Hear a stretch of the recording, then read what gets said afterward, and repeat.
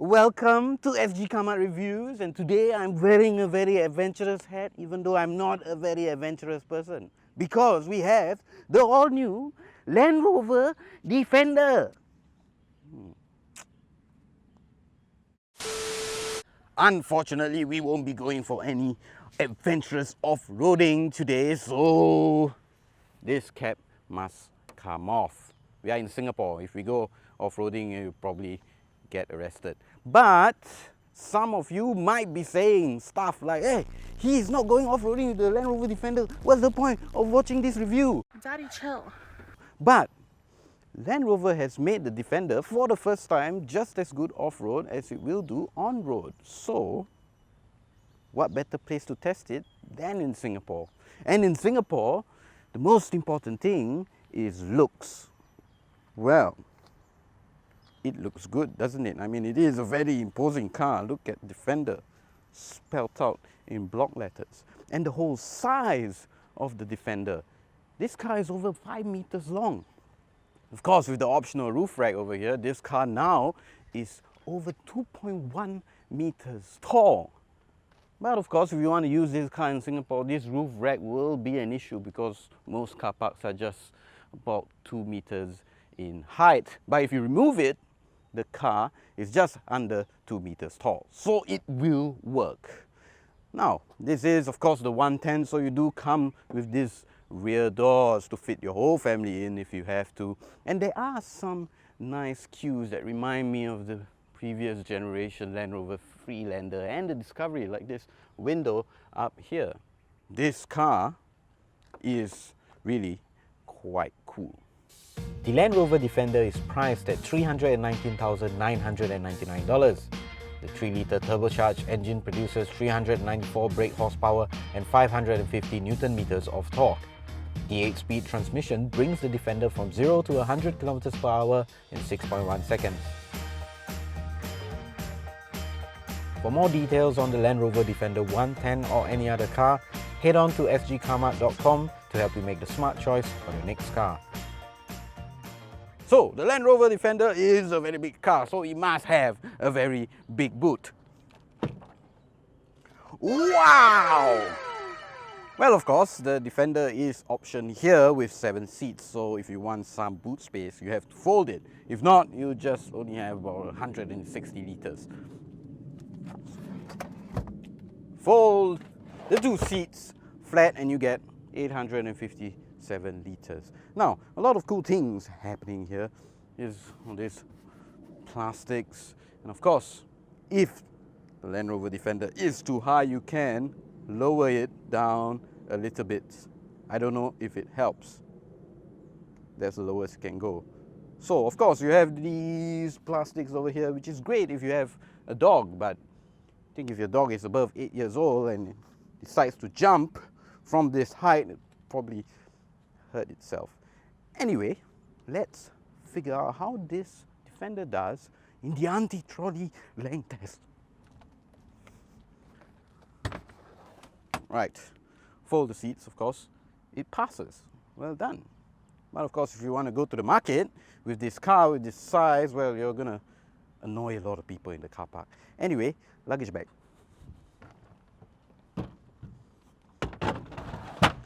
There we go.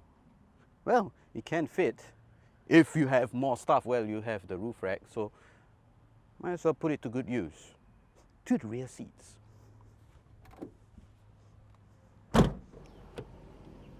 Now, back seats. You do have grab handles over here, so it's easier to get in and out of the Defender. Now, okay, the front seat is set to my comfortable driving position and I'm just under 1.8 meters tall. Now, it looks a little bit tight, that is for sure.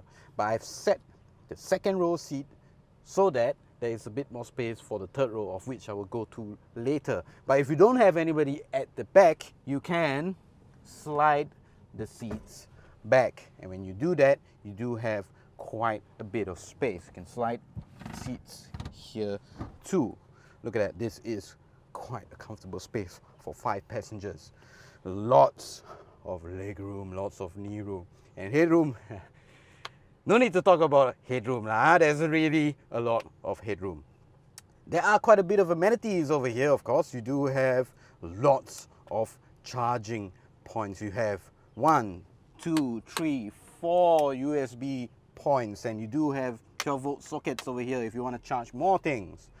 And, well, you do have climate control in the rear. Surprisingly, you do have a sync button over here, but this car doesn't have dual zone at the back. Well, still better than nothing. And of course, if you do have kids, you do have ISOFIX points here and here. So let's try out the middle row. Here we go. Now, that is quite a bit of space. Now, I definitely can't stretch out, but there's a lot of knee room for sure. I'm pretty sure I won't be banging into other people if there are 3 in the rear.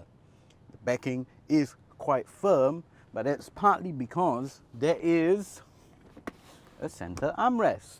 So if you have 2 people and you're going for an adventure, well, you will do very well. You will go there in total comfort. Now, let's check out the rearmost seats. Now you can fold the seats from here. Use grab handle, the body of the car, swing whole body in. Now, slight problem though, if you're just only one person at the back, you can't, it's a bit hard to close the door. Rear seats. Right, we have 2 seats at the back. It is quite tight. Of course, there's a lot of headroom for sure, but knee room and wiggle room is quite tight. But there are quite a bit of amenities here. You do have air conditioning vents. You can control the fan from the back, and you do have 12-volt sockets on both ends, here and here. Well, it's really not too shabby. And, well, you do have cup holders also, interestingly enough. It is quite a nice space, I think, if you are a kid or are Julian Cole. But someone of my height will have some issues for sure. All right, let's get to the front seats. There we go. Now, front seats. The Defender is a little bit high, so I'm always trying to reach out for a grab handle over here like I'm used to, but there isn't any. There is some sort of grab handle over here, but the ergonomics of it all is a bit strange, but it works, I guess.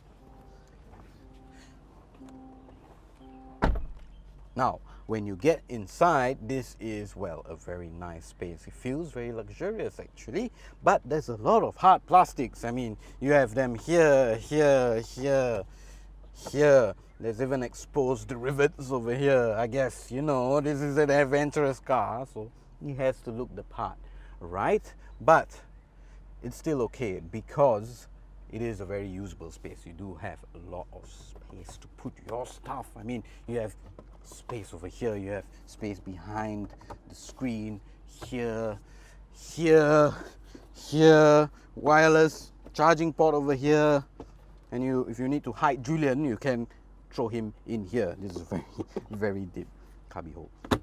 Now, of course, this is very useful, especially, I guess, if you're going off-road, you have a lot of stuff, right? So if you throw it into all these pockets, it probably won't move around as much because it's all lined with rubber. Now, let's talk a little bit about the cool features that the Defender has. First off is this rear view mirror. I mean, you can either switch to an actual rear view mirror, but flip this up and you can see a camera at the back. You can change the height if you want to, the brightness. There we go. It's actually quite cool, but it's a little bit strange and it does take getting used to. Very, very, very interesting.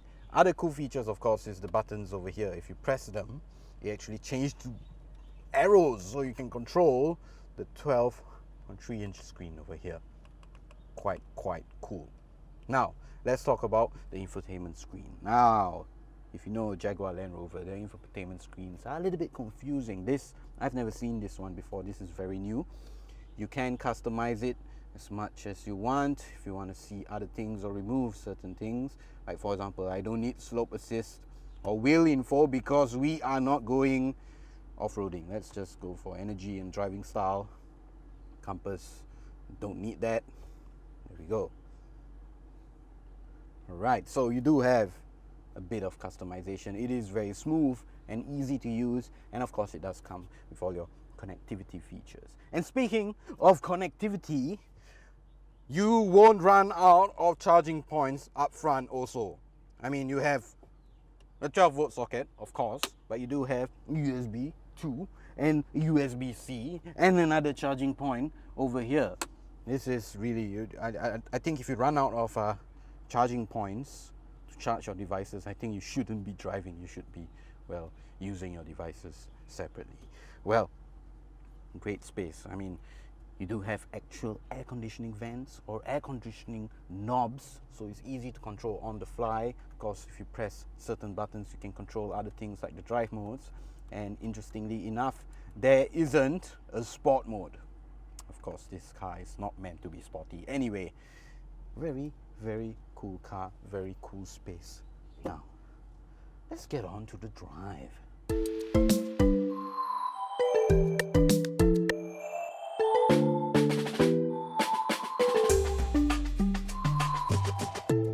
Alright, we are driving the Land Rover Defender. How does it do on the road? Well, it is very, very comfortable. In fact, it's one of the most comfortable cars I've driven this year. That is for sure. And mind you, this is a Land Rover Defender. The iconic Land Rover Defender was very far from being comfortable, that's for sure. But this is, the air suspension on this car does a very good job. Going through roadworks, bumps on the road, you really do not feel a thing. This is actually a very good cruiser, surprisingly. And speaking of driving, this is very easy to drive. Actually, this is a big car, mind you, over 5 meters long, but very easy to place on the road. It's very easy to see and look out of because you have big mirrors and big windows. So in fact, the last SUV I drove was the Mercedes-Benz GLE. Now that is a smaller car, a way smaller car than this. But that wasn't as easy to drive on the road. You find yourself peering outwards, trying to see where the walls of the car park are, or the lane markings. But this, you don't have that kind of problem. And adding to the ease of driving, of course, you do have lane keep assist. And the best part, it is not very intrusive. Now, it only gets to you when you're really out of the lane, when you're really getting out, and then it pulls you back in. And of course, you do have blind spot monitoring. So yeah, I mean, the mirrors are big enough. If you look over, you can see your blind spot very clearly. This very easy to drive car for sure. Now, let's talk a little bit of performance. This is a mild hybrid actually, and it makes 394 brake horsepower and 550 Newton meters of torque. Let's see how fast it is.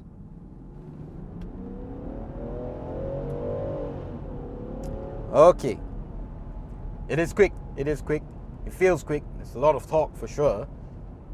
But how does it do when you throw it some corners? Okay, we have a nice long left sweeper over here. Okay, roll. There is roll. There is roll. There is for sure. I mean, this car does very well in terms of comfort. It is nice and supple, so it can be easily forgiven. And after all, this car is never meant to take corners. This car is supposed to go up treacherous, off-roady things. So, when you do have corners, well, expect roll. That's for sure. But it's not roll that is incredibly excessive actually. It is not too shabby.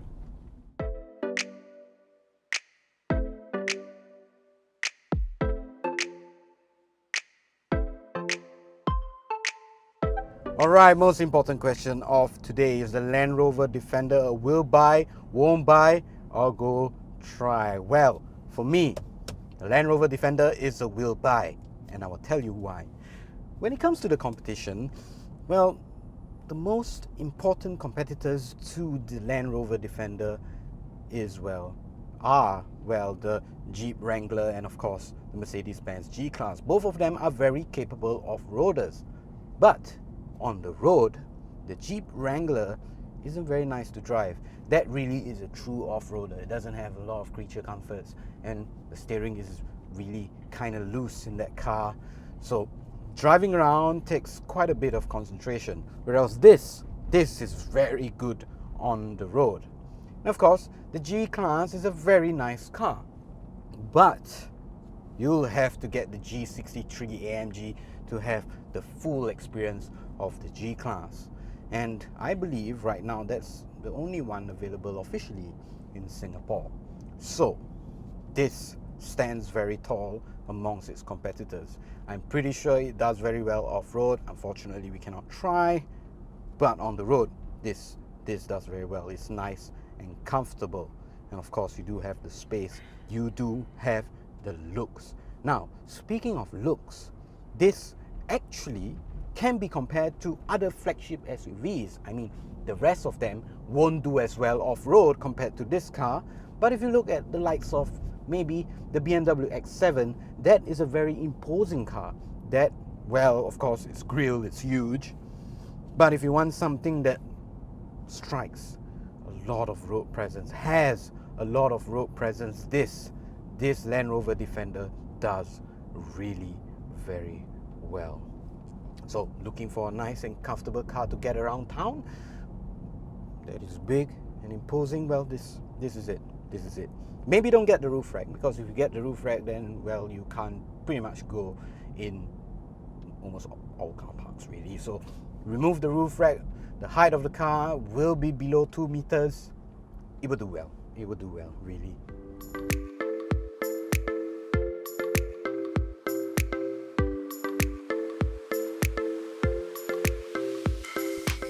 We have come to the end of our review of the Land Rover Defender 110.